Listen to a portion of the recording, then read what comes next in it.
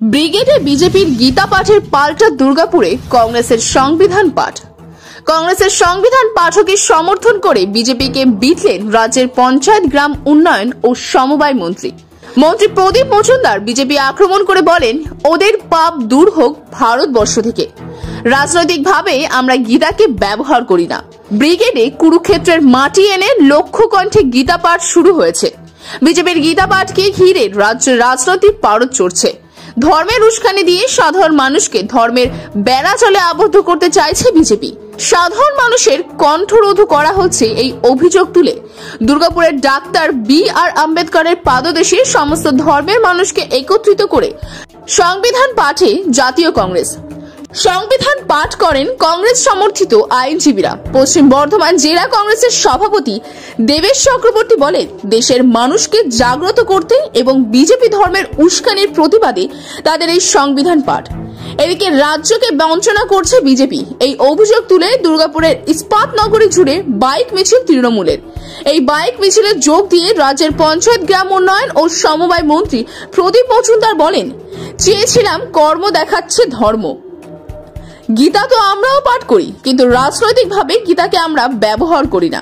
এই পাঠ করে যদি ওরা অনৈতিক শাসনের হাত থেকে এবং গণতন্ত্রকে লুণ্ঠিত করার হাত থেকে রক্ষা করে, তাহলে আমরা গীতার যথার্থ ফল পাব।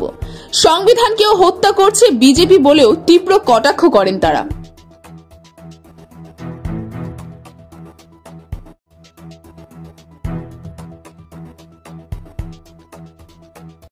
India into a sovereign, socialist, secular, democratic republic, and to secure to all its citizens justice, social, economic, and political, liberty of thought, expression, belief, faith, worship, equality of status, and to promote among them all fraternity, assuring the dignity of the individual, and the unity and integrity of the nation, in our constituent assembly, do hereby adopt, enact, and give to ourselves this constitution.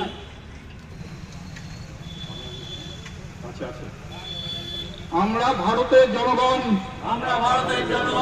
ভারতকে সার্বভৌম, সমাজতান্ত্রিক, ধর্মনিরপেক্ষ, গণতান্ত্রিক, সাধারণতন্ত্র রূপে গড়ে তুলতে এবং তার সকল নাগরিকই যাতে অনৈতিক ও রাজনৈতিক ন্যায় বিচার, মত প্রকাশ, বিশ্বাস, ধর্ম এবং উপাসনার স্বাধীনতা।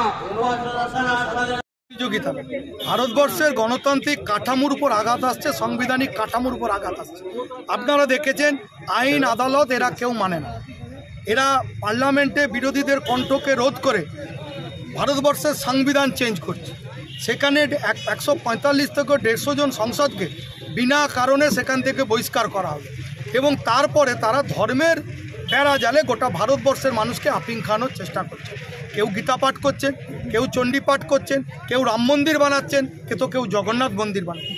ভারতবর্ষের মানুষের পেটে ভাত দরকার, কর্মের সংস্থা দরকার, উন্নয়ন দরকার, তার থেকে দৃষ্টি ঘোরাবার চেষ্টা করছেন এবং ভারতবর্ষের সমস্ত সাংবিধানিক প্রতিষ্ঠানগুলোর উপর আঘাত আনার চেষ্টা চলছে। আমরা তাই আজকে বাবা সাহেব আম্বেদকর, যিনি এই সংবিধানের রচয়িতা, প্রধান ভূমিকা নিয়েছিলেন, আমরা তাই তার মূর্তির পাদদেশে সংবিধানকে বাঁচিয়ে রাখার লড়াই, গণতন্ত্রকে বাঁচিয়ে রাখার লড়াই আমরা আজকে দায়বদ্ধ।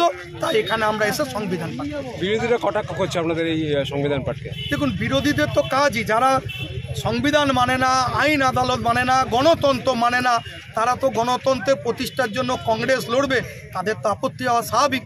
আমরা ভারতবর্ষের বুকে গণতন্ত্র প্রতিষ্ঠা করেছিলাম, 18 বছরে ভোটারদের ভোটাধিকার দিয়েছিলাম, সমস্ত কিছু আইন প্রণয়ন করে সংবিধানকে বলিষ্ঠ পদক্ষেপ নেওয়ার জন্য রেডি করেছিলাম।